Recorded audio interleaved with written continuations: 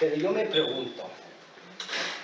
pregunto, conociendo lo que es el mundo de la creación literaria, Enrique, 200 horas, o tú tienes mucha inspiración o tienes algo muy metódico y muy interiorizado para tener esta capacidad de creación. Bueno, lo que tengo es mucho tiempo libre, porque he estado bastantes años de mi vida en el paro, por decirlo así, y luego además padezco de insomnio, por lo cual por las noches tengo horas extra que otra gente no tiene, y luego tengo método a la hora de escribir. Entonces, como yo he empezado mi carrera, digamos, en la docencia y me he ocupado mucho de la lengua y tal, pues lo que es el aspecto formal de la literatura lo tengo. Entonces, lo que yo escribo será muy malo, pero no me cuesta escribirlo y no tengo que reescribirlo muchas veces. Normalmente, en la primera redacción las comas están en su sitio y luego, aunque cambie alguna cosa, pero más o menos, quiero decir que el trabajo me cunde. Y yo solo escribo cuando me apetece. O sea, yo no tengo un horario fijo, ni soy una persona sistemática. Lo que pasa es que me apetece a todas horas. Entonces, siempre que puedo y tengo un rato lo hago. Cuando estoy en casa lo hago y en la universidad, entre clase y clase, me voy a la cafetería y lo hago. O sea, que entonces al final del día, pues tiene un escrito.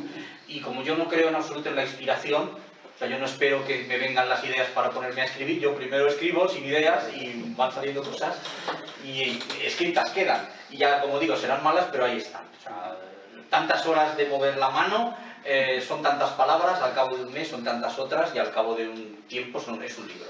Sí, te hacía la pregunta porque siempre que tenemos encuentros de escritores, tenemos un grupo de escritores que dicen que son las musas las que vienen.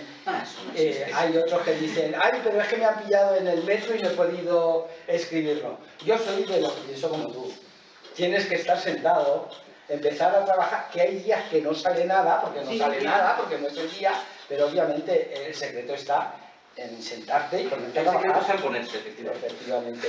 Entonces yo, con esta introducción, Enrique, sí, me gustaría que tú nos contases lo que quieras de Amores Perros. Uy, perdón. Podría haber sido perfectamente el título Amores Perros, pero como estaba ya cogido, pues sabía que me iba a ocurrir. No es la primera vez que me ocurre en una presentación. Tengo con una idea fija y digo que no, y al final termina siendo Amores con más la pata. Sí, bueno, me parece muy bien. Yo digo alguna cosa, no mucha, quizás si tenemos tiempo os lea un versito y luego preguntas. Me hacéis preguntas, me las haces tú, me las hace el público, me asaeteáis con... históricas de los humoristas es hablar en contra de la tendencia normal. Eso es un poco lo que se ha pretendido de los humoristas, ¿no? Del bufón, que sea el que dice las verdades, el que dice las cosas que no son lo políticamente correcto, no son lo que está de moda, no son lo que a la gente le gusta. Entonces este libro va contra el amor y lo poco que vaya a decir yo ahora, pues también, ¿no? Porque el amor es fuente de grandes penalidades. Luego veremos a ver si no hubiera amor qué es lo que sucedería. Y ya digo, los humoristas tienen esa obligación, ¿no? Castígate diciendo mores, riendo corrijo las costumbres, marcar las cosas que están mal, pues para que cambien. Unos lo han hecho con más suerte, otros con menos. Con más suerte, por ejemplo, Aristófanes en sus comedias se metió todo lo que quiso con Cleón y no le pasó nada. No tuvo que sufrir represalias, porque aquello sí era una democracia, pero por ejemplo luego tenemos a Quevedo, ¿verdad? Que hizo aquel memorial, ¿verdad? Lo puso debajo de la servilleta del rey, católica, sacra y real majestad, y bueno, todos sabéis que acabó allí en San Marcos de León, en una celda inmunda, helado de frío, y con unas humedades que había allí que le salía moho en sitios que no hay que nombrar. Entonces, pues eso es un poco lo que... Yo no pretendo tanta exaltación, pero sí, evidentemente, voy a hablar sobre el amor. Entonces yo me planteé, hoy tengo que hablar sobre el amor. Yo sobre el amor no tengo ni idea. Me planteé, ¿qué hace un, entre comillas, intelectual cuando tiene que hablar de una cosa, un intelectual español, cuando tiene que hablar de algo que no sabe? Pues es muy fácil, les voy a decir el secreto. Se va uno a las obras completas de don José Ortega y Gasset, mira en el índice, saca las ideas y todo lo que tengas que decir está ahí puesto. Y eso es lo que he hecho yo un poco. O sea, que lo que yo hable ahora mismo está el don José Ortega hablando por mi boca. Dice Ortega, el amor son historias más o menos accidentadas que pasan entre dos personas o tres. Historias accidentales. Él para empezar dice, el amor no existe, señores, el amor no existe. Existe lo que se llama el pseudoamor. El pseudoamor, el coup de foudre, el enamoramiento. Y el enamoramiento es lo dice con palabras literales, cito, imbecilidad transitoria.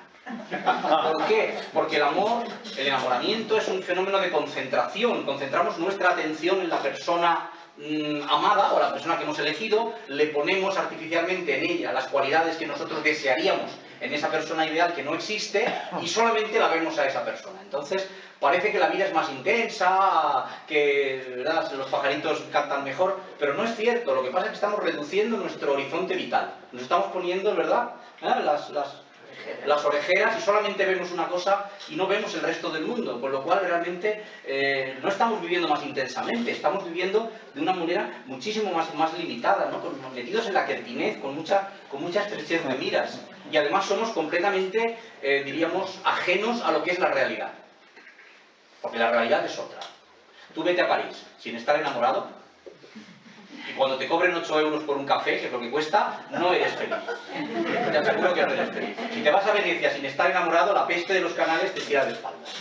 No comes mientras estás allí, porque tienes... Esa es la realidad, ¿no? Entonces, el amor te transforma, sí, ves las cosas de otra manera, pero eso no es la realidad. O, por ejemplo, habla también del deseo, como vinculado al amor, esa parte física del deseo, la atracción sexual. Dice, bueno, pues tampoco es cierto. Cuando tienes mucha sed, deseas beberte un vaso de agua, pero no amas el agua, simplemente la deseas. El drogadicto desea la droga, pero no la ama, ¿no? Con lo cual, el amor es una cosa que realmente como que no tiene tangibilidad, ¿no? Tenemos el instinto de la especie y por el otro lado, esa especie de enamoramiento es algo falso y por el otro lado, pues un deseo de cosas, que puede ser el deseo de comer o el deseo del contacto físico o del placer sexual, que es una cosa que nos viene dada por la biología. Con lo cual, el amor, pues como tal, no tiene mucho futuro.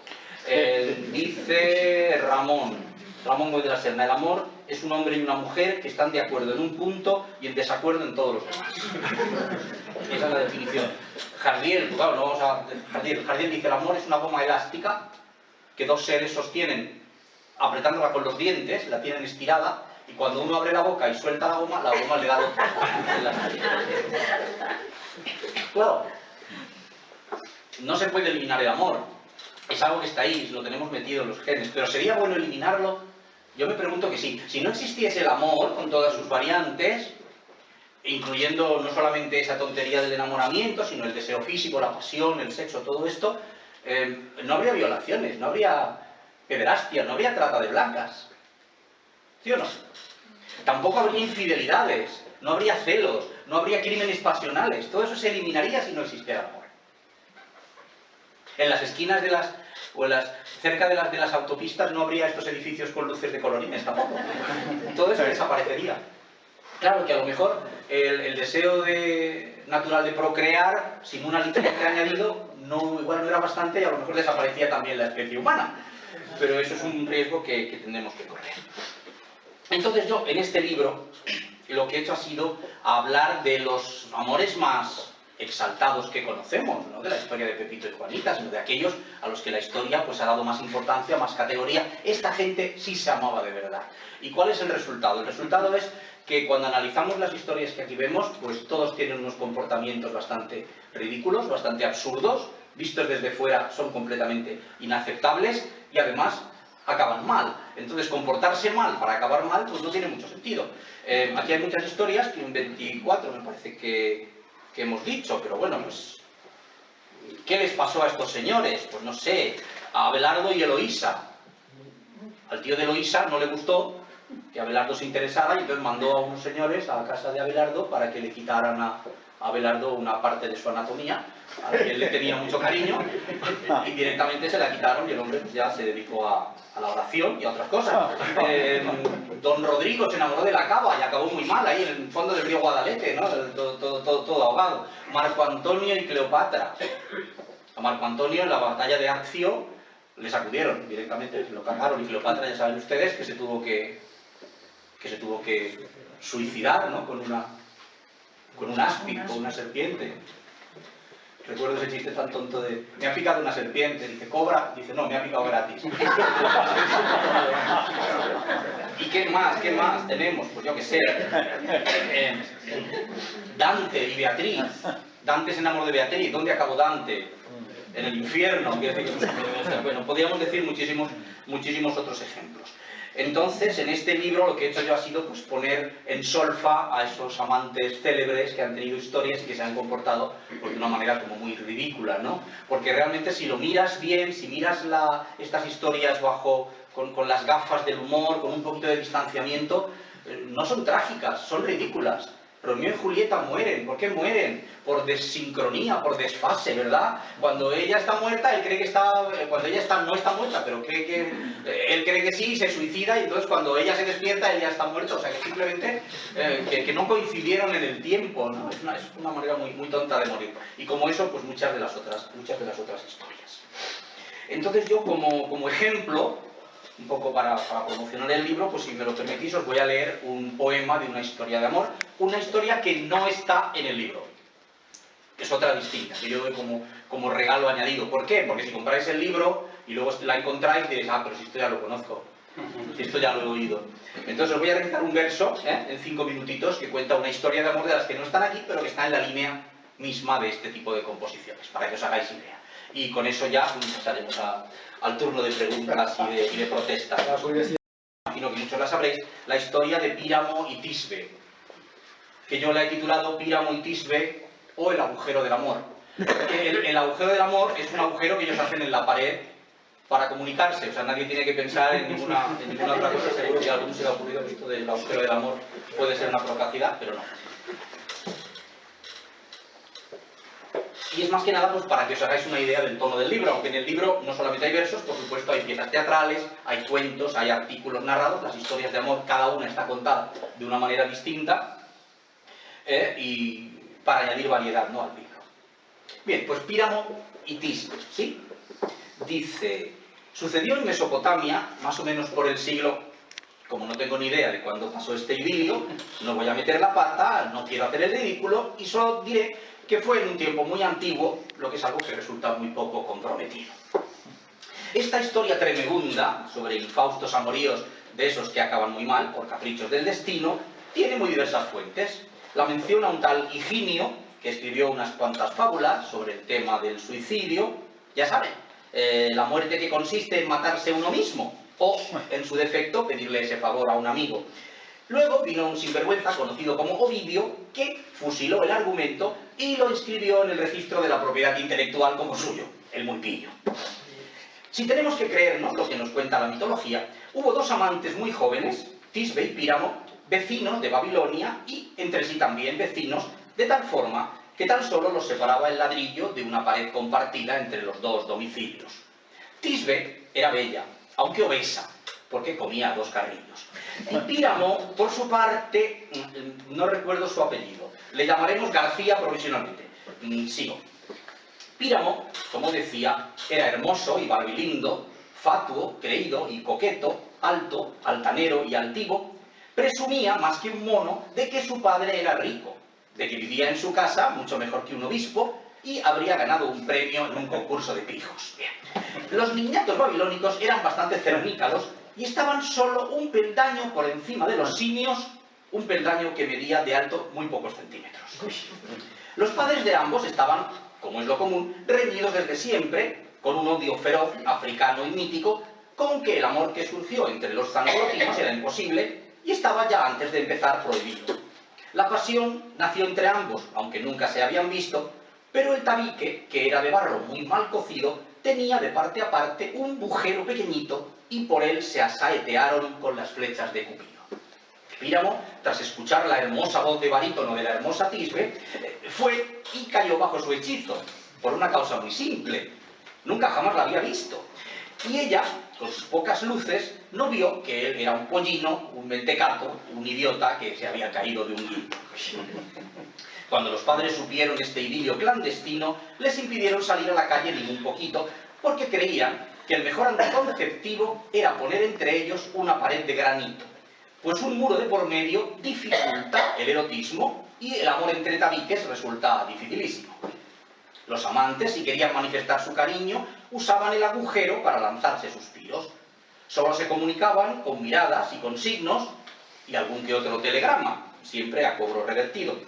Se enviaban las misivas a lomos de un ratoncito que hacía de mensajero de sus amores furtivos. Se cruzaron mil finezas y presentes, como es típico. Ella le mandó un mechón de su cabello, teñido, como prueba de su amor. Y él a ella un tocadiscos con la radio incorporada, y con cassette y con sonido totalmente estereofónico, lo que era el último grito. Tisbe lo llevaba siempre escondido en el vestido para que no se lo viera su padre, que era un peligro, y le habría hecho pedazos hasta la fe de bautismo. Se lamentaban los dos con mil lloros y gemidos e increpaban a los muros y al resto del edificio. Pared, ¿no fuera mejor que nos dejaras unirnos? Pero la pared aquella nunca respondió ni pío. Finalmente, su pasión no soportó aquel suplicio tan tálico y decidieron verse, con el objetivo de que aquel amor platónico se tornara un poquito aristotélico, o sea, en un poco más lascivo. Lo que, aunque sea inmoral, resulta más divertido. Así sucedió. Un buen día, recuerdo que era domingo y jugaba el Real Madrid, ella le escribe: querido Pira, ven a verme a luego, después caiga anochecío, que yo te estaré aguardando allí ante la estatua de Nino, ya sabes, cabe la fuente que hay allí por aquel sitio, y yo te entregaré algo que te va a hacer mucha ilu. Al acercarse la hora, se pusieron intranquilos. Él se encontraba atacado por el baile de San Vito, y ella sentía mariposas en las tripas y el ombligo. La tarde tardó en llegar, el día se hizo infinito, pero al fin anocheció. Si no hubiera anochecido, se hubiera armado un buen lío. Tisbe montó en su caballo y Píramo en su triciclo, y se escaparon los dos sin tomarse ni un respiro. Atiendan con atención atenta, no pierdan ripio de lo que pasó después, que no tiene desperdicio. Tisbe llegó mucho antes en su caballo rápido. Bueno, rápido, que rápido con acento no rima, así que le he quitado el acento a rápido, he puesto rápido, con la convicción de que a los miembros de la academia pues no les importará que se deteriore la lengua un poco más, y total, ya están acostumbrados. Tisbe llegó mucho antes en su caballo rápido y aguardó ansiosa a su amado, fumándose un cigarrillo. Píramo se retrasó unos cuantos minutitos porque, como era muy pulcro, le estuvo sacando brillo a sus zapatos un rato y se cambió de vestido 6 veces, que era coqueto, como creo que ya hemos dicho. Ella esperó junto a una morera de frutos nívedos, blancos. Esta aclaración es para hacer más sencillo el verso. Como era invierno y hacía bastante fresquito, se enrolló en una bufanda que le regaló su tío materno, que era un experto en hacer punto y ganchillo. Al cabo de un breve rato apareció de improviso una leona imponente, con sangre en todo el hocico, porque venía de merendarse a un buey enterito. Como tenía mucha sed, bebió y se dijo: ¡qué alivio! Tisbe salió de allí más veloz que el correcaminos, a esconderse en cualquier gruta que encontrara en el camino, y allí quedó su bufanda que se le había caído. La leona, por su parte, después de que hubo bebido hasta llenarse la tripa, vio la bufanda y se dijo: ¡oh, qué bien, una toalla para secarme el hocico! Restregó en ella sus morros hasta que los tuvo limpios y la dejó muy manchada de sangre y hecha un asquito. Después se desperezó, eructó y pegó un rugido, hecho lo cual se fue a dar de cenar a sus leoncitos. Después de que hubo acabado este episodio leonino, Píramo llegó y pegó un estentóreo alarido, de esos que ponen los pelos de punta, en fa sostenido, pues vio la sangre en el trapo y se pensó, el muy borrico: sangre en la bufanda, eso será que se la ha comido un león, y no ha dejado de mi amada ni un trocito, y ha devorado los huesos inclusive, por lo visto, porque no encuentro de ella ni rastro por ningún sitio. Entonces, como era hombre con más hormonas que juicio, se atravesó con la espada y se hizo trizas el hígado, sin muchas contemplaciones. Y por aquel orificio se le fue la sangre toda a borbotones e hizo en el suelo y a sus pies de nuestro héroe un charquito, con que las moras cogieron el color del vino tinto.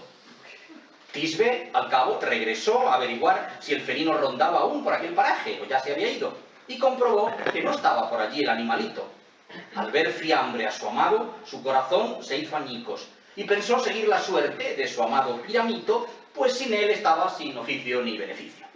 Cogió la espada y con ella se pinchó en medio del píloro, que es una muerte que dicen que incluso te da gustito. En menos que canta un gallo, falleció con un gemido, y del suicida con prisas ha quedado como símbolo.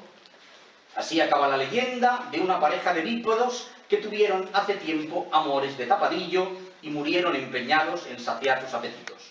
Sus cadáveres quedaron tirados en aquel sitio, el uno encima del otro, en informe montoncito, y allí estarán todavía si nadie los ha movido.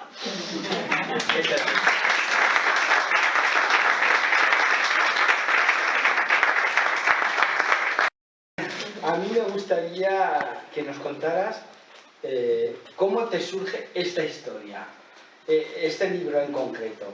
Dar este punto humorístico a historias de amor que durante toda la vida las hemos tenido ahí como los grandes amores consagrados, ¿no? Bueno, a veces yo un tema, una película que veo, un libro que leo, una referencia, me parece que tiene posibilidades y escribo algo suelto. Supongamos que escribo esto suelto y eso se queda por ahí meses, puede ser un año, otro día escribo otra cosa y un día digo, pues si tengo cuatro escritos sueltos sobre este tema, pues de esto podría salir un libro. Claro, el libro tiene solamente un 10% escrito en ese momento, entonces voy completando, entonces ya me fuerza a decir, ¿qué otras historias de amor me podrían servir? Entonces, de alguna manera, lo que tengo me lleva a completar. Y luego yo soy también muy alemán, soy muy cuadrado, de manera que si escribo un libro sobre algo, pues enseguida me viene la idea de escribir un libro sobre una cosa parecida, equivalente, y esto pues me lleva, ¿no? Si escribo un libro sobre sucesos históricos, en plan de broma, pues la historia es una cosa, el mito es otra, pues enseguida pues, podría escribir un libro sobre los mitos. O sea, esta historia de Píramo y Tisbe podría haberme dado pie a escribir un libro sobre metamorfosis, ¿verdad? Puesto que al final pues, la morera cambia y tal y cual. O me podía haber llevado simplemente a un libro sobre temas literarios, puesto que esto es una fábula, no es cierto. Sin embargo, la historia del Cid y Doña Jimena pues me puede llevar a historias de amor, me puede llevar a momentos históricos o me puede llevar a un libro sobre temas medievales únicamente. Entonces depende un poco de... ¿Alguien sí. se anima? Venga, preguntas, curiosidades que tengáis. Pues venga, te la hago yo. Estamos en el Día de los Enamorados. De estas 24 historias que tenemos en Amores por mala pata, ¿cuál consideras que es más romántica, en el sentido más amplio? Pues si quieres que te diga la verdad, no me acuerdo, porque no me acuerdo exactamente de cuáles hay. Yo una vez que escribo algo, me pasa como cuando tienes un examen cogido con alfileres, ¿verdad? Y lo escribes y al salir ya se te ha olvidado todo y serías incapaz de volverlo a hacer, pues con esto me pasa ya. Entonces, si miro el índice te puedo decir, ninguna me ha parecido especialmente... ¿Qué quieres que te diga? Bueno, el Cid y Doña Jimena, ¿verdad? Qué amor más fuerte. Ella se casa con el asesino de su padre, ¿no? Si hemos de creer la historia de Guillén de Castro, ¿no? De las mocedades del Cid. Pero luego la realidad es que la deja en un convento, se va y no vuelve a saber de ella. O sea que tampoco se querrían tanto. No sé cuál elegir realmente. Varias de ellas evidentemente son de ficción. La historia de Ivanhoe y Lady Rowena. La historia de Nora y Torvald, ¿verdad? De Casa de Muñecas. O Lara y el Doctor Zivago, que son fruto de la ficción. Entonces, de las historias de verdad, pues es que no sé, realmente Edipo y Yocasta quizá fueron los más intensos o los que más en serio se tomaron la cosa. No es que sean los más románticos, pero sí los más reales, ¿no? Y desde el punto de vista humorístico, ya que es tu gran capacidad, ¿con cuál te quedas? Tampoco te puedo decir. A mí, está feo que lo diga, a mí me gustan todas. Bueno, luego evidentemente unas son mejores que otras, que duda cabe. Las formas teatrales me gustan y los versos también. El artículo en prosa me resulta un poco más pesado. Aunque ya sé que el verso cansa a mucha gente y que el teatro es difícil de leer, ¿no? Porque las acotaciones te atascan un poco y que la gente prefiere el estilo cuento o el estilo narración seguida. No te podría decir. Lo que sí puedo decirte es que con las cosas que escribo me pasa algo muy curioso. Y es que hay piezas que escribo que no es que me las sepa de memoria, pero tengo un recuerdo completo de por qué la escribí, en qué momento lo escribí, dónde estaba sentado cuando lo escribí, lo que me estaba tomando, si me estaba tomando un café o una Coca-Cola. Y hay otros temas que se borran de mi mente por completo. Los escribo y no me acuerdo de ellos. Y luego los leo y me reconozco en el estilo. Digo, esto lo he escrito yo porque es mi estilo, pero no tengo recuerdo de haberlo hecho. Tanto es así que un día, escribiendo sobre personajes, escribiendo versos sobre personajes históricos, escribí un verso larguísimo sobre Alejandro Magno. Me quedó muy bien, me quedé tan contento, lo puse en un libro, no me acuerdo en cuál, se publicó, y al cabo de 7 o 8 meses dije, ¿podría escribir un verso sobre Alejandro Magno? Y no me acordaba que ya lo había escrito, y escribí otro. distinto. Había algunos puntos de contacto, ¿no? Porque claro, las cosas que sabes de él, escribí otro completamente distinto. Y un día me confundí porque veía dos textos, dos documentos que decían Alejandro Magno y decía, pero si son distintos, y los dos eran míos, los había escrito en momentos distintos y no me acordaba de haber escrito en otro. O sea que los procesos de creación literaria son rarísimos. No sabes cómo funcionan. No es algo que dependa de ti. Funcionan por su Y a cuenta. veces incluso tener la sensación de que ha sido escritura automática. No, escritura automática, bueno, lo que pasa es que tu mente, sin que tú lo sepas, va dándole vueltas a las cosas. Va dándole vueltas a las cosas. Y sin tú darte cuenta, un día de pronto tienes ganas de escribir sobre algo. Y eso no es caprichoso, eso es porque tu mente te ha dicho, ya tengo bastante material sobre eso podrías escribir, ya se me ocurriría qué decir. Entonces empiezas, te sale con gran facilidad. Son los textos que mejor quedan, los que salen espontáneos, pero no son fruto de la inspiración, no son las musas. Es que tu mente ha dicho, Alejandro Magno se lo ha quedado ahí, lo ha rumiado y un día te dice, esto es tema, sobre esto se puede escribir. Ya tengo el tema y ya le he dado vueltas para saber cómo lo voy a estructurar. Pero no es un proceso consciente, no es que tú estés diciendo, voy a pensar sobre Alejandro, a ver qué se me ocurre, dentro de 4 días lo escribo todo. No, es una cosa que pasa sin tú saber. Enrique, me ha parecido entender que la primera vez que actuaste tenías 4 años, lo has dicho, ¿no? Sí, sí. Y escribir, ¿empezaste muy temprano? Yo empecé a escribir, yo sí, bueno, precoz, sí, yo escribí con, pues no sé, con 12, 13 años algún versito que publiqué en una revista de colegio, esas cosas. Luego con 17 escribí una novela larguísima, y luego he ido escribiendo siempre muchas cosas. Y las he ido dejando en un cajón, porque yo empecé a escribir cosas humorísticas, que era lo que me gustaba, pero no publiqué cosas humorísticas, yo empecé publicando ensayos. ¿Qué quiere decir? Que mientras escribía ensayos y los publicaba, escribía cosas humorísticas y no las publicaba, iban a un cajón. Y luego, cuando ya más o menos he tenido publicabilidad, cuando las editoriales han confiado en mí y me han dejado publicar con ellas temas de humor, pues se los he ido sacando del cajón. Y entonces la gente me pregunta, ¿cómo escribes tanto? Esto está escrito hace 20 años, lo que pasa es que lo he rescatado del olvido, y por eso he podido llegar a publicar en un año concreto muchísimos libros. No da tiempo a escribirlos, pero sí a sacarlos del cajón si los tienes ahí. Pero el hecho de que los haya estado escribiendo, de que los hubiera estado escribiendo, es porque simplemente me gusta. Es porque simplemente me gusta escribir, disfruto con el proceso. Me lo paso muy bien yo solo. Una pregunta ácida. Mejor. Sí, te gusta, ¿no? Sí. Después de esta cínica visión que has expuesto sobre el amor, voy a medir tu capacidad de anticipación. ¿Has pensado ya en el test que te va a pasar Manjula esta noche cuando llegues a casa? ¿Has pensado dónde vas a dormir luego? Manjula es una gran crítico, ella sabe perfectamente. A veces me da miedo enseñarle los textos porque me va a decir, esto está mal, esto no vale, y entonces me veo en la obligación de quitarlo. Casi mejor no enseñárselo y así va volando. Vamos a ver, yo por Manjula y su juicio tengo inmenso respeto, pero en general las opiniones de los demás no me afectan, porque si me afectaran, pues primero tendría que llorar. Todas las editoriales que han rechazado mis libros, pues tendría que injusticia que me han hecho. No, simplemente los gustos son distintos, ¿no?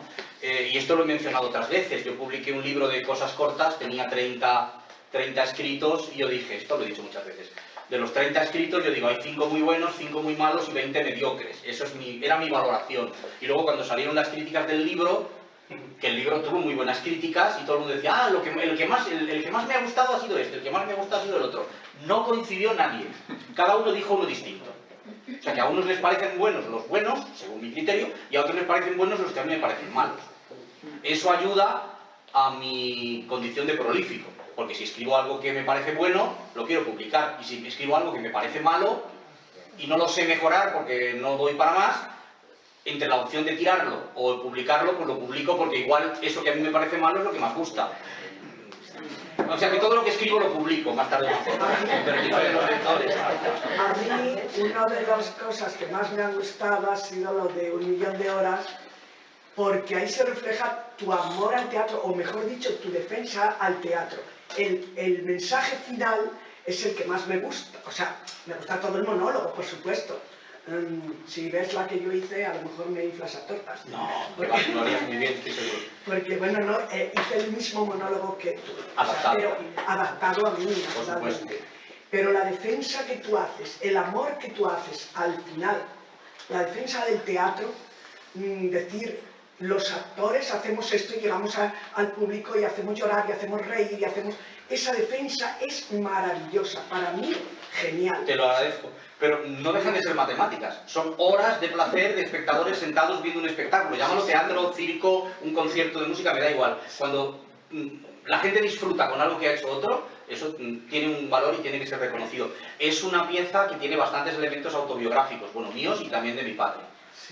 O sea, la mayor parte de las cosas que hay ahí son vivencias mías y son realmente cosas en las que yo creo. Eso es una cosa que siempre funciona. O sea, si tú estás convencido de algo, de alguna manera lo transmites, ¿no? No suena a falsa retórica o no suena a un final literario buscado y pensado, sino que te sale espontáneo porque tú lo ves así.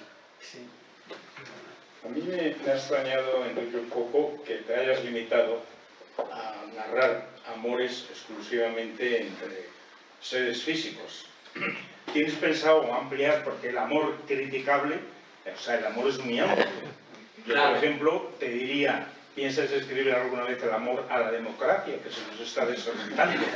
¿Piensas escribir alguna vez el amor a la naturaleza, que se nos ha ido del todo y ahora la queremos recuperar? Es que eso es tema para otro libro, por eso no lo he presentado aquí, porque amores de este estilo había muchos más. Bueno, mira, Píramo y Tigre se han quedado fuera, igual que ellos, pues habría otras historias que las reciclaré, las aprovecharé. Pero eso que tú dices es una idea genial y da para otro libro o para varios, con lo cual no descarto en absoluto. Que la cantidad de amores que existen hoy día a cualquier cosa que no sea el amor clásico, porque cuando hablas de amor siempre piensas la unión entre dos, o como decías muy bien, entre tres, y como sigamos progresando será entre 4, 5, 6, pero realmente existe un amor desorbitado, por tanto el amor a las mascotas también daría para... A los móviles, a los móviles. ¿Tienes pensado seguir en esta línea? No lo sé, dice yo voy un poco por donde también escribo libros de encargo y de pronto tengo que escribir sobre cosas que no es solo lo que se me ha ocurrido a mí especialmente. Pero sí, yo seguiré explorando estos campos. Yo más o menos lo que hago es parodia de género. Quiero decir, estos libros existían, libros de amores, hoy no tanto, ¿no? Igual que existían las hagiografías, las historias de santos. Yo escribo un libro en plan de humor, ¿no? Sobre los libros de autoayuda, o un libro sobre los libros de cocina, o sobre los libros de viajes, o sobre los libros de sucesos históricos, o sobre algo así.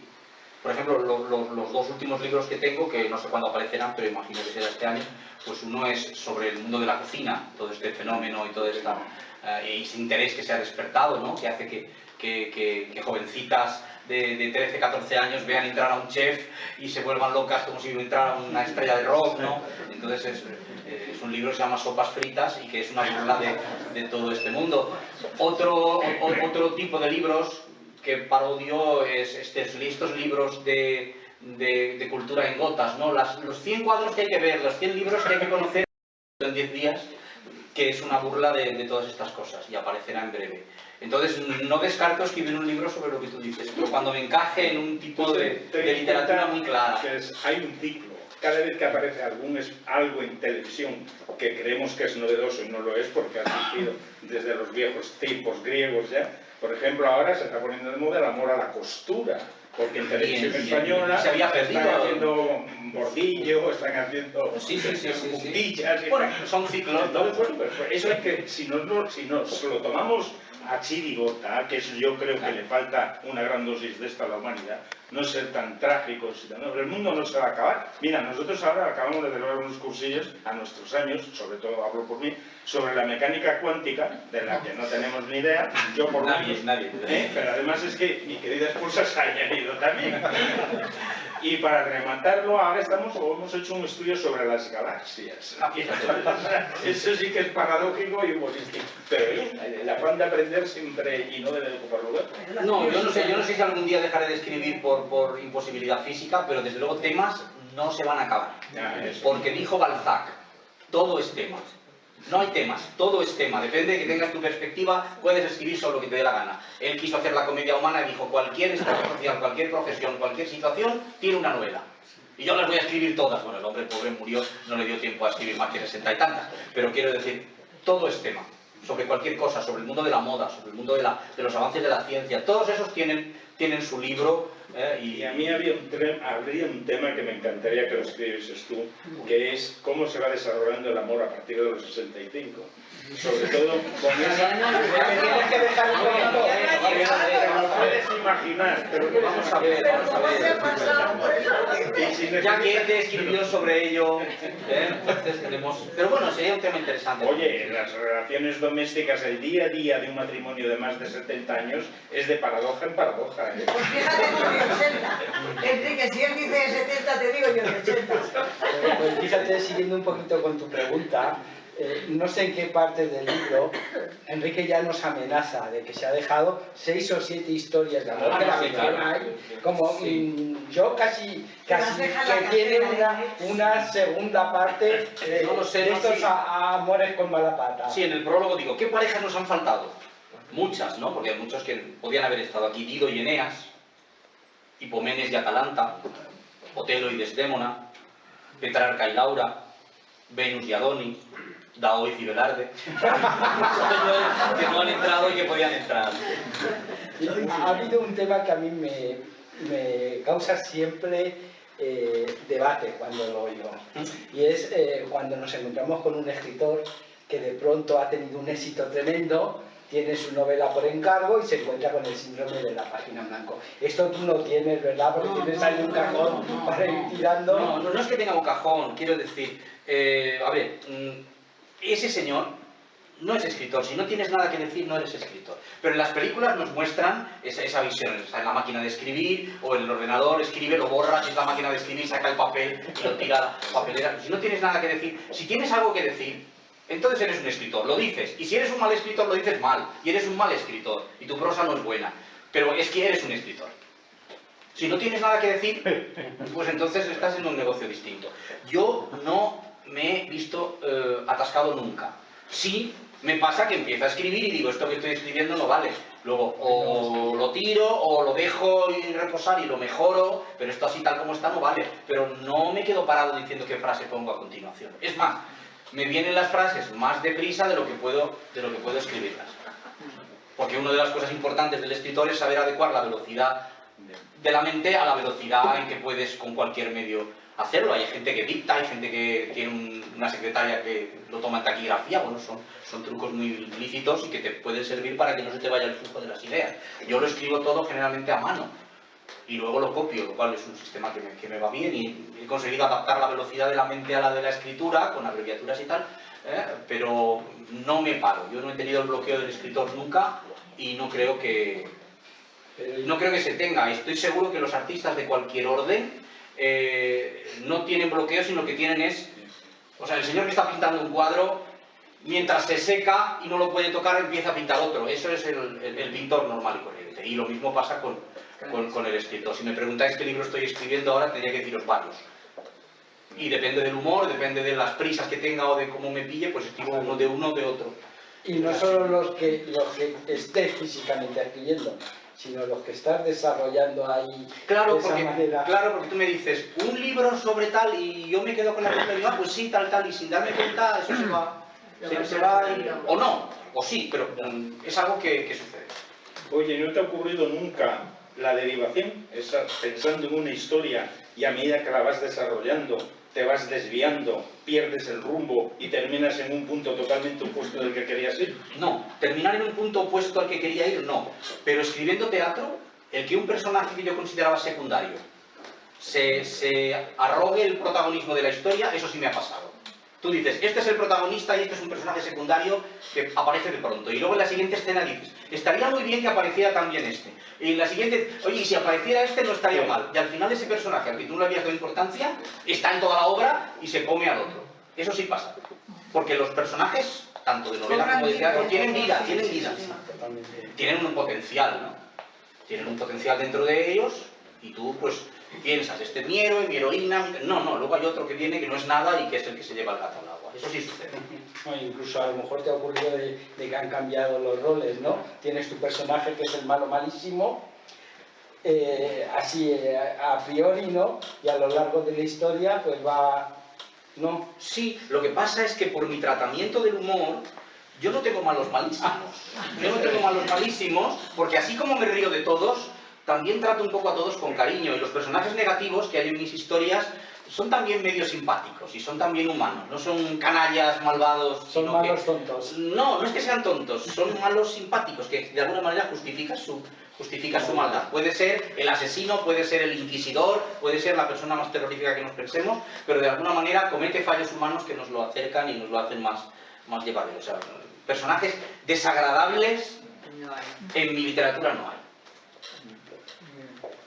A la hora de dar entidad a estos personajes, todos los escritores de alguna manera tenemos algún truquillo, ¿no?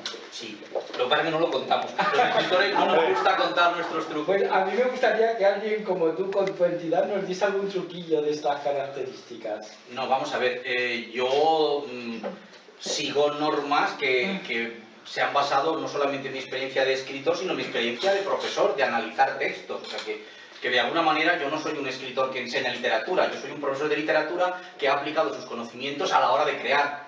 Entonces, ¿cómo tiene que ser un personaje? Pues un personaje tiene que ser distinto. Y por supuesto distinto de todos los demás. Entre los personajes de una historia tiene que haber una diferenciación muy clara en el nombre, en los rasgos, en la manera de hablar.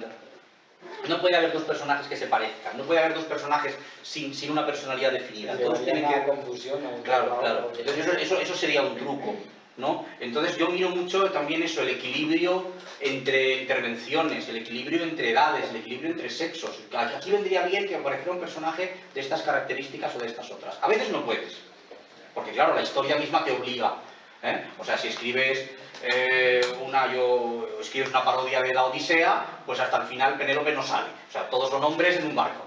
Bien, pues entonces te ves obligado a funcionar de esa manera. En la medida en que puedes, lo consigues equilibrar y le das la vuelta. Basándote en esas reglas que son reglas de estilo, ¿no? Del personaje tiene que tener estas características, las informaciones se tienen que decir 3 veces, después de las risas las lágrimas, o sea, tienes que alternar lo humorístico con lo serio para que no se pierda el efecto, para que no haya una saturación, los chistes, las bromas tienen que tener una preparación, tienes que dirigir el texto hasta el momento clave, se tiene que cuidar mucho la lengua, porque sabéis, eso, un chiste contado al revés no tiene gracia, o sea que muchas veces la broma, el humor depende del uso muy preciso de la palabra, y todas esas cosas las cuido y las respeto porque son normas estilísticas que conviene tener en cuenta, sí. Enrique, Sí. y siendo profesor, ¿te has encontrado alguna vez con algún alumno que hayas visto en él pues un futuro muy prometedor como escritor? ¿Has tenido ocasión Sí, de he dado ayudarle? talleres de escritura creativa y tal, y por supuesto que he encontrado a gente con mucho talento. Pero a veces he encontrado, a ver, ¿qué diré? Mucha gente con talento, pero sin un estilo propio. Ya, Mucha gente muy capaz de hacer lo que han hecho otros. ya. Lo cual no está mal. Sí. Pero también en literatura, en arte, en cualquier arte, la propia personalidad es un factor añadido. O sea, si tu estilo es reconocible, eso es un factor añadido. Entonces yo he visto gente que me ha escrito narraciones, cuentos, piezas de teatro muy buenas, Pero no son que me digo, es que esto se parece a Bertolt Brecht, esto se parece a no sé quién, y es muy bueno, pero parece del otro. He encontrado poca gente, diríamos, realmente original. ¿No se te ha ocurrido, por ejemplo, ahora que estás tomando los amores clásicos, ¿no? Pues hacer en el teatro una adaptación de una obra clásica? Por ejemplo, cojo la Celestina y adapto al teatro, aunque ya existen adaptaciones de la Celestina. He dicho la Celestina por... Sí, te refieres a adaptaciones humorísticas en mi estilo. Sí, un flauto... Lo he hecho, no lo he hecho de obras concretas, lo que pasa porque el humor tiene unas limitaciones. Y una parodia de la Celestina de 2 horas es inaguantable. Ese tipo de obras necesita una reducción. Entonces hay un montaje mío por ahí, uno que se llama Trolas de la Historia, que es una serie de visión panorámica de distintos momentos y textos literarios, pero que son fragmentos de, o sea, historias distintas, como de 10, 15 minutos cada una, 5 o 6, eso sí funciona. Una sola historia no tendría el mismo efecto. Y eso se ha probado. De hecho, la connotación negativa que tiene la palabra parodia, que mucha gente así asocia la parodia a literatura mala, se debe a que a finales del siglo XIX se hicieron parodias así de largas. Y entonces, va una parodia de Don Juan Tenorio, y entonces Don Juan Tenorio ha escrito todo pues en plan de broma, con brocacidades, con chistes groseros y tal, y la gente reía 20 minutos y luego ya se aburría, se cansaba, y al final salía del teatro pensando es una obra mala, ¿sí? Como así efectivamente era. O sea, el humor tiene sus limitaciones. Lo dramático lo puedes alargar más, pero lo humorístico no. Lo humorístico no. Tiene que estar muy medido y no te puedes pasar. No te puedes pasar. Es una de las cosas más difíciles del humor, es medir la cantidad. Es medir la cantidad. Cualquier frase repetida tiene gracia hasta que deja de tenerla y empieza a convertirse en algo insoportable. ¿Habéis visto estos programas de humor de José Mota? Coge una frase que no tiene gracia, por ejemplo, mañana, o si hay que ir se va, pero ir para nada, una frase que no tiene gracia, la repite 3 veces, en cuanto la oyes 3 veces te ríes, a la quinta te ríes, a la sexta te ríes, a la séptima ya no te ríes y estás harto. Entonces, puedes sacar humor de cualquier cosa, pero lo más difícil es saber la medida, hasta cuándo tengo que parar, cuándo no puedo avanzar más. Y en este caso lo que tú me propones no funcionaría, no funcionaría. Una parodia de La Celestina o de cualquier otra obra, muy bien hecha, no me gustaría, cansaría, hastiaría al público después de cierto tiempo. Sobre ellos he escrito mucha parodia. Sobre Romeo y Julieta he escrito 2 o 3 cosas. Pero, por ejemplo, sobre la Ilíada he escrito 7 o 8.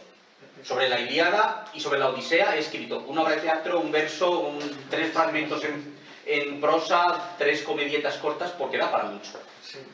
En cuanto a adaptaciones serias, la única adaptación que he hecho ha sido de un cuento de Dostoyevsky, que se llama El cocodrilo. Hice una adaptación, que es un cuento, y lo convertí en un monólogo teatral, realmente respetando el original, pero es el único ejemplo en que... No, de alguna manera, esto puede parecer muy soberbio, pero he pensado que tanto el tipo de adaptaciones al que tú te refieres, como los ensayos eruditos sobre literatura, los puedo hacer yo, por ejemplo, los puede hacer otra gente mucho mejor que yo. Mientras que lo que yo escriba original puede ser muy malo, pero de alguna manera es único. Nadie va a hacerlo igual. Entonces, ¿qué sentido tiene que yo dedique un año de mi vida a escribir un libro erudito sobre García Lorca cuando hay muchos estupendos y mucha gente va a hacer otros muchos estupendos también? A lo mejor también el mío es bueno, pero no va a ser distinto de otros muchos que puedan hacerlo. Mientras que si escribo una tontería como esta, será muy mala, pero es única, porque no hay nada parecido. En este momento, en literatura de humor en España, no hay nada parecido. Los libros de humor que encontraréis en las librerías son recopilaciones de monólogos cómicos del Club de la Comedia. Y los monólogos son concatenación de chistes sobre el mismo tema, sin un argumento y sin una coherencia narrativa. Con lo cual, mi literatura será mala y se venderá muy poco y será todo lo desfasada que puedan querer decir y puede sacarle 1000 defectos. Pero es única. Lo que hago yo, solo lo estoy haciendo yo por el momento. Sería un buen título para que lo escribieras, ¿eh? ¿Hacia dónde va el humor? ¿Hacia dónde va el humor? El humor está teniendo hoy en día muchos problemas, muchas limitaciones. Ya no puedes reírte de nada. La gente se ofende. Cuentas un chiste. Una señora va al médico y la señora se ofende, los médicos se ofenden. Y, a ver, ¿qué chiste cuento yo en donde no aparezca nadie que se pueda ofender? Porque es que realmente... entonces, tenemos mucho miedo a ofender. Y entonces, ¿cómo resuelves eso? Evidentemente con mucho tacto. Evidentemente hay temas que yo no voy a tocar, aunque podría hacerlo y igual me gustaría. Hay que tener mucho tacto y luego también curarse en salud. Y una de las cosas que yo hago, y está muy presente en mi literatura, es atacarme a mí mismo. Yo me ataco mucho a mí mismo porque de esa manera me parece que tengo como más autoridad para meterme con los demás.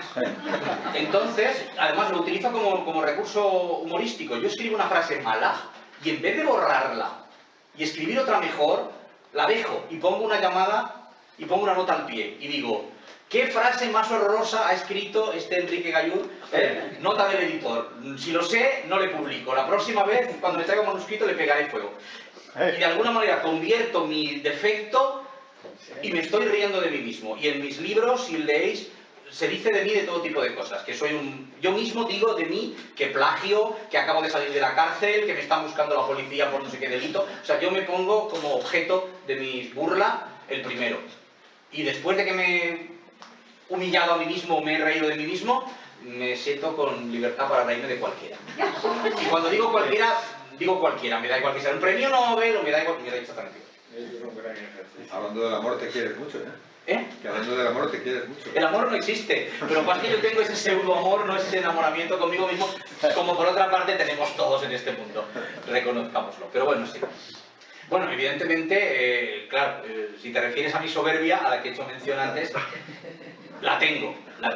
Me consuela saber que no soy el único. Que todos pensamos que el mundo se divide en dos partes, yo y el resto. Eso es así, pero es que es humano, porque lo sientes en tus huesos, ¿verdad? O sea, tú puedes tener mucha empatía por los demás, quererles mucho y sentirte uno con la naturaleza y todo lo que quieras. Pero en el último extremo, cuando te duele la cabeza, te duele a ti, no le duele al vecino. Eso es una cosa que está ahí. Pero por otra parte, también hay que tener en cuenta que sin ego no habría arte. El señor que pinta un cuadro, el señor que escribe un libro, compone una sinfonía o sale a bailar claqué en un escenario, lo hace porque dice, lo puedo hacer, lo hago bien, si no, no saldría. Con lo cual, todos los productos que nos hacen disfrutar, ya sea la música de Mozart, las comedias de Shakespeare o los amores como a la pata, existen porque alguien ha dicho, esto que hago yo es medianamente decente, se puede mostrar al público, no es algo de lo que avergonzarse, no es un producto ínfimo, es algo que tiene un nivel mínimo de calidad. Nos podemos equivocar, evidentemente, hacer algo muy malo y creer que lo hacemos muy bien, pero en general los productos del arte, o sea, las profesiones artísticas, los que crean, los que son actores, los cantantes, necesitan el ego. Sin el ego no existiría. ¿Cuándo descubriste el amor a ti mismo? ¿Cuándo descubrí? Pues supongo que todos lo descubrimos muy pequeñitos, antes de tener uso de razón, ¿no? No, O sea, cuando el niño pequeño ve algo y dice, lo quiero, sí. lo quiero. No, Eso es amor a ti mismo. De ya. una manera consciente. Pues un día que mi padre me dijo, dices algo que a la gente le molesta. Y yo dije, papá, ¿qué digo? Y dice, dices mucho, ¿entiendes? Después de decir una frase dice, ¿entiendes? Y la gente se ofende, la gente se molesta. ¿Y por qué decía yo entiendes siendo muy pequeñito? Porque tenía la impresión de que yo decía las cosas y la gente mayor no me entendía. Y no por defecto mío de que mi discurso fuera confuso, sino que ellos no tenían bastante... Y me dijo, no lo hagas, hijo, porque la gente se molesta. Y entonces dije, o sea que yo no soy el más tonto de la creación. Los habrá más listos, pero también los hay más tontos que yo. Y el hecho de que yo sea un niño y estos señores sean personas mayores no tiene nada que ver. O sea, la inteligencia no tiene nada que ver con la edad. No, te lo digo porque el otro día aparecía en El País, en la contraportada, Ismael Merlo, me parece, que había aprendido a quererse a sí mismo y tal, y hablaba que tenía 53 años. Por eso entonces había aprendido a quererse, hasta ese momento tenía una idea, diríamos, que me llamó la atención. de sí mismo. Sí, igual se había aprendido a quererse antes, pero él hablaba Es un personaje que también ha tenido una vida conflictiva. Sí, pero permíteme que lo dude. Era un actor, era un primer actor. Cuando tú sales ahí, cuando hay 200, 300 personas que han pagado un dinero por ver lo que tú vas a hacer, tú no puedes decir lo que yo hago no vale nada. Tú tienes que decir, no, lo que yo hago vale, gustará, tiene calidad, lo sacas, lo muestras y lo ofreces. Señores, esto es. Ustedes, este es el valor de su dinero. Mi actuación es buena. No les estamos estafando. Y si la gente, en vez de tirarte un tomate y decir devuélvame el dinero, te aplaude como diciendo, sí, es verdad, su actuación me ha gustado, entonces es que tú tenías razón. ¿Y si te tiran el tomate? Bueno, Eso No puedes estar a todo el mundo. yo no sé de nadie que le haya pasado, Yo no sé de ningún actor que le haya pasado. O sea, mi padre me contaba, él iba en una compañía portátil por los pueblos, que los niños a veces les tiraban piedras por la calle. Y les decían, los cómicos les tiraban piedras por la calle. Pero dentro del escenario nunca nadie le dijo nada feo.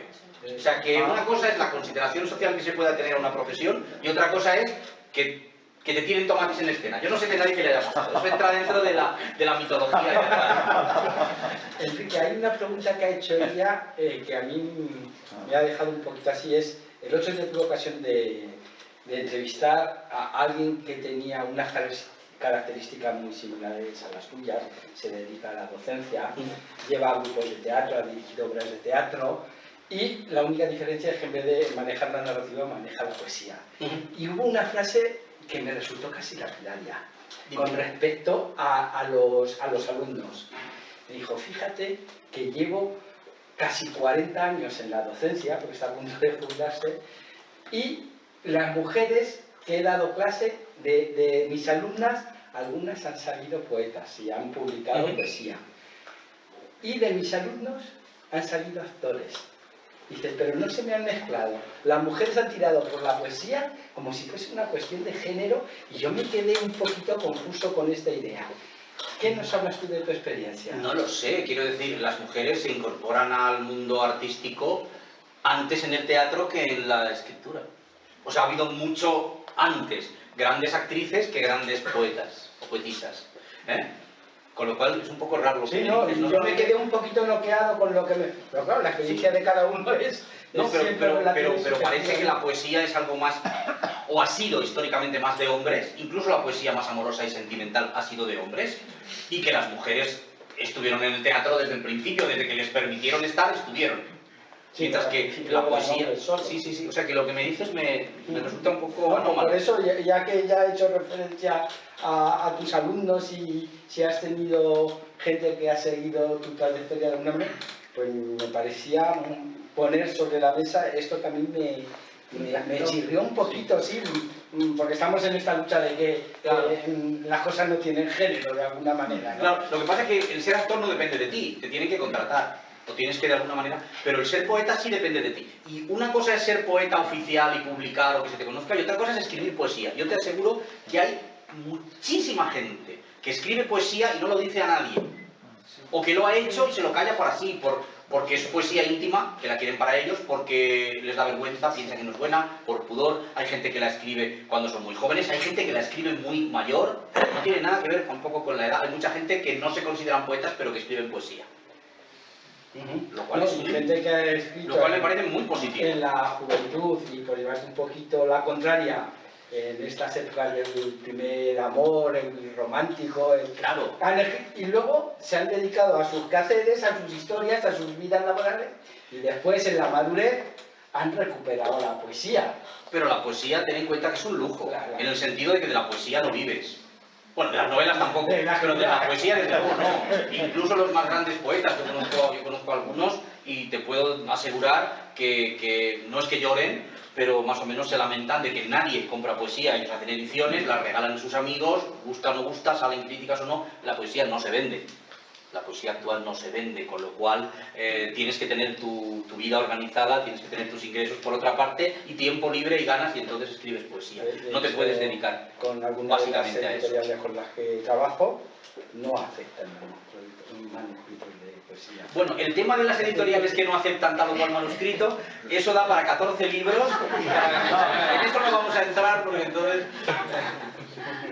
Sí, pero reconozco que es difícil. Hay géneros más populares, la novela, que es por otra parte el género más difícil, creo yo, es el que más seguidores tiene.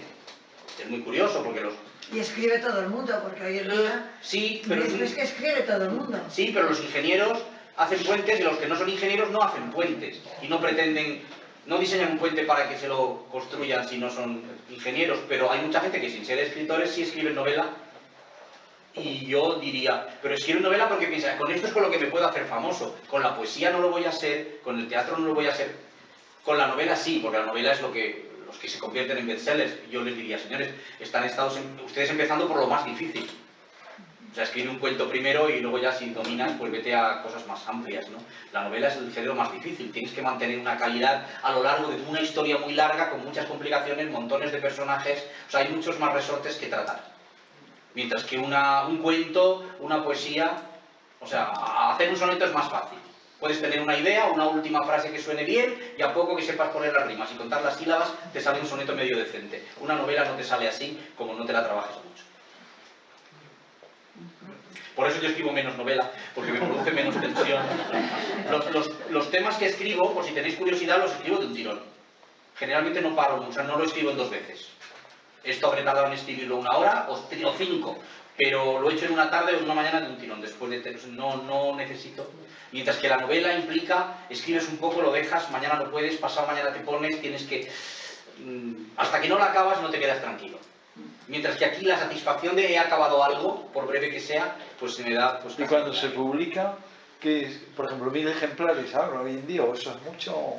Vamos a ver, ha avanzado tanto que no necesitas hacer 2000 ejemplares y tener en una editorial unas cajas esperando que se venda, sino que dices, hazme 300 Y si se venden, te llamo por teléfono y a la mañana siguiente tengo otros 300. No necesitas almacenaje. Y como uno de los gastos más grandes de las editoriales, tú lo sabes, es el almacenaje de libros que se van vendiendo despacito, que no te puedes deshacer de ellos, pero que no se van a vender de golpe, eso lo eliminas directamente haciendo tiradas mucho más pequeñas. Bueno, perdona, me han mandado a mí un WhatsApp que en Sevilla hay una ¿verdad? Que te los hacen al momento, en 10 minutos. Lo que ocurre es que no es tal como lo cuentan en el... Ah, bueno, pero que perdona, pero es que salía el libro, vamos, completamente... Si le pones un nombre a la protagonista, si quieres. Vamos a ver. En 10 minutos. Si fuese tal como te lo cuentan, estaríamos incumpliendo toda la normativa de derechos y de todo, ¿no? Son acuerdos que han hecho con una serie de autores o editoriales y teniendo los derechos. Y yo tengo mis dudas en cuanto al control de copias, que se puede hacer porque se aprieta un botoncito y salirte la copia. Sí, a 10 minutos Entonces, te sale el libro, vamos, para venderlo. Esto es esta librería que además imprime, que ha llegado a un acuerdo con una editorial concreta y sobre unas novelas concretas. Porque para imprimir lo primero es que tiene que tener la maquetación, tiene que tener la galerada de la obra. Y los derechos, eso solo los puede ceder la editorial que tenga los derechos o el autor.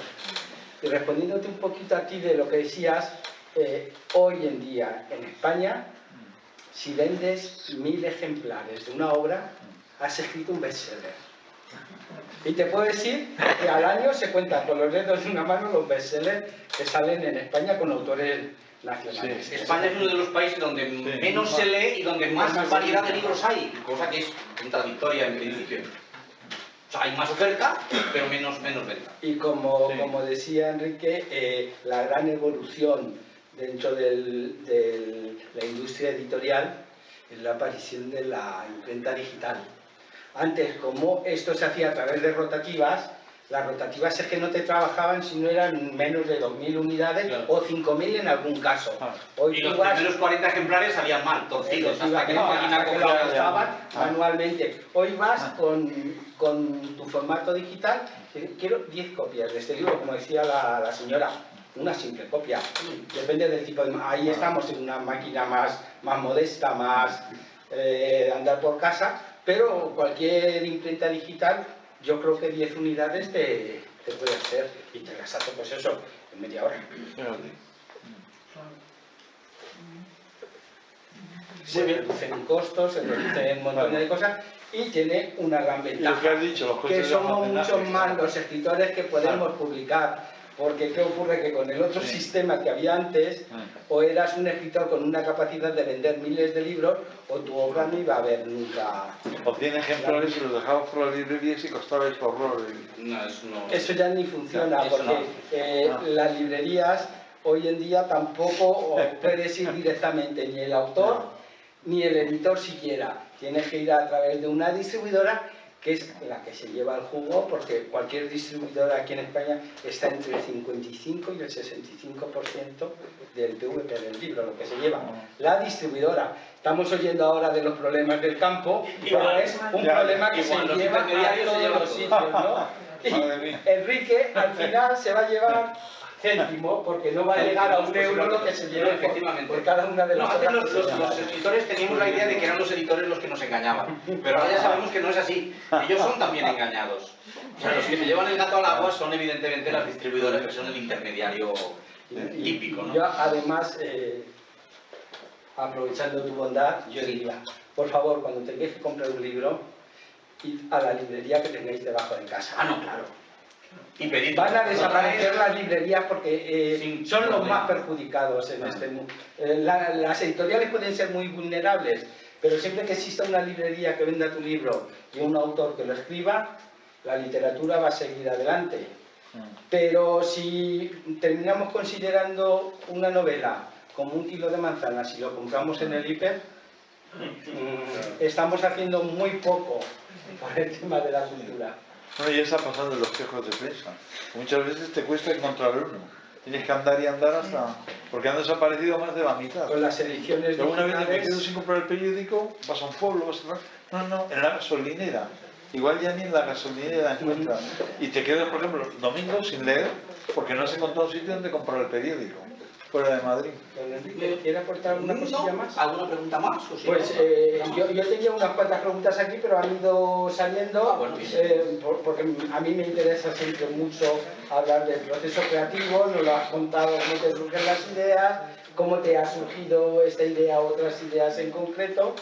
Y salvo que tú quieras comentar algo, yo simplemente aportar de que hoy se puede adquirir el libro aquí, dentro de unos días en cualquier librería, nombrando autor y editorial, y que para esos que se mueven en redes, en 2 semanas estará en Amazon en digital. Muy bien. Y se pueda conseguir en cualquier sitio. Hay una preguntita, tengo una curiosidad, que ahora parece que está pegando mucho y parecía un poco el tema increíble. Los audioguías estos, los libros leídos, que parece que Los está ahí audiolibros. empujando mucho. Si nos podéis haber comentado algo de eso. A lo mejor el Ese señor que fenómeno viene detrás que- te puede contar algo más. Ah, Bueno, yo soy un aventajado. Alguna ventaja teníamos que tener los ciegos. Y es que las editoriales en general ceden sus derechos a organizaciones como la ONCE, pero no solo a la ONCE. Yo, por ejemplo, manejo muy frecuentemente un fondo editorial en un grupo de ciegos, bueno, está en Argentina, es servidor, pero somos ciegos de todo el mundo, seremos unos 2.500, 3.000 ciegos, y tenemos a nuestra disposición en formato digital del orden de 50 o 60.000 títulos, por ejemplo. Pero los audiolibros, a los que se refiere este señor, sí. es otra historia. Son libros que la gente aprovecha para leer de una voz conocida, un actor de éxito, tal o tal, y se lo coloca en el coche, por ejemplo, en un viaje de aquí a Sevilla, y en vez de estar escuchando a su mujer, pues escucha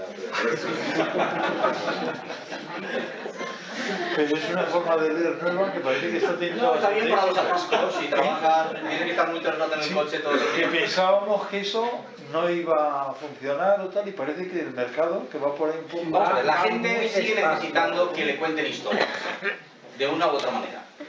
Hay mucha gente que no lee, pero sí de series. No deja de ser literatura, con otra estructura, pero son historias que te cuentan. O sea que el afán por que te cuenten cosas, eso va a estar ahí hasta la noche de los tiempos. Cambiará el formato, será más digital, menos digital, con voz, con perfumes que salgan de él. Da igual, pero la gente va a seguir necesitando que le cuenten historias. Entonces la literatura abstracta perdurará. El formato concreto, eso ya veremos, pero... Sí, sí. Hombre, lo que sí que es cierto es que según vamos avanzando en edad, pues primero necesitamos gafas, después depende de la letra podremos leer unos libros y con este sistema de Terminas con una publicación lupa así. Efectivamente. Ya, sí, sí, sí. es la ventaja, pero es que una voz que depende de la entonación que le vaya a dar es fideligna con lo que el autor cuenta. Ah, bueno, pero hay gente que no es tan mirada y Hombre, para eso le gusta también escuchar. el tema de La los literatura autores, ¿no? escuchada eso ha existido desde la noche de los tiempos y no les importaba a los antiguos que un señor en la plaza les contara la historia. Es decir, la contará bien o mal, pero me la cuenta a fin de cuentas. Yo estoy haciendo ganchillo y lo oigo, lo que sea que esté haciendo. O sea que Pero también vamos, es muy tampoco legítimo. tengo yo personalmente la sensación, y por lo que me muevo dentro del mundo literario, de que haya un boom de los audiolibros. De momento. Esto ya sabemos, a lo mejor mañana. Sí. Pues ahora simplemente os dejo con el autor. No, para que tenéis alguna vean pregunta que- más y si no, pues espero que el libro, si os lo lleváis, os guste y si no os gusta, yo me comprometo personalmente a devolveros el dinero. A ver, esto lo ofrezco siempre y nadie me ha venido con quejas. O sea que me sale muy barato. Y si os gusta, pues buscad otros libros míos, que hay muchos por ahí. Entonces, si os gusta mi estilo, pues ahí tenéis. Cómodos. Y muchas gracias por ver.